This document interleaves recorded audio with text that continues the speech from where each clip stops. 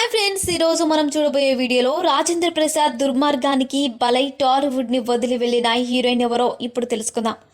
నందమూరి తారక రామారావు గారిని స్ఫూర్తిగా తీసుకొని సినిమాలో అడుగుపెట్టిన రాజేంద్ర ప్రసాద్ గారు కామెడీ హీరోగా మంచి పేరును సంపాదించుకున్నారు.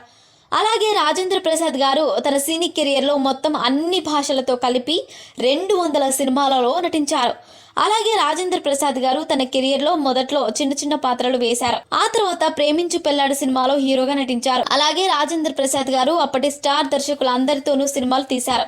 అలాగే ఈయన తెలుగులోనే కాకుండా హాలీవుడ్లో కూడా ఒక సినిమాలో నటించారు. అలాగే మేడం సినిమాలో అమ్మాయి వేషం వేసుకొని ప్రేక్షకుల మనసును గెలుచుకున్నారు. అలాంటి రాజేంద్ర ప్రసాద్ గారు తన సినీ కెరియర్లో తనతో కలిసి నటించిన ఒక హీరోయిన్తో చాలా రూడ్గా ప్రవర్తించారని అప్పట్లో వార్తలైతే వచ్చాయి. అలాగే రాజేంద్ర ప్రసాద్ వేధించిన ఆ అమ్మాయి మరెవరో కాదు, మాలవిక. ఈమె రాజేంద్ర ప్రసాద్తో కలిసి అప్పారావు డ్రైవింగ్ స్కూల్ అనే సినిమాలో నటించినప్పుడు రాజేంద్ర ప్రసాద్ గారు ఆ సినిమా సన్నివేశంలో మాలవిక గాని ముట్టుకోవాల్సి వస్తే రాజేంద్ర ప్రసాద్ గారు నిజంగానే ముట్టుకునేవారంట.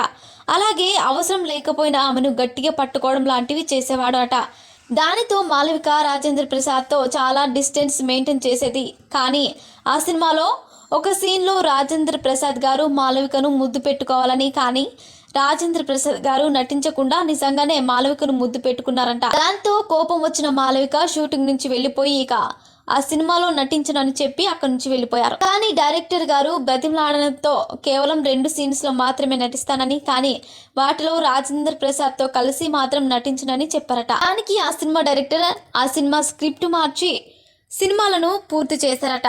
దాంతో మాలవిక అప్పటి నుంచి టాలీవుడ్కి దూరంగా వెళ్ళిపోయింది. అంతేకాకుండా మరే సినిమాలో నటించలేదు. సో ఫ్రెండ్స్, చూసారుగా. ఇలాంటి మరిన్ని విషయాలను మీరు తెలుసుకోవాలనుకుంటే వెంటనే మా ఛానల్ని సబ్స్క్రైబ్ చేసుకోండి.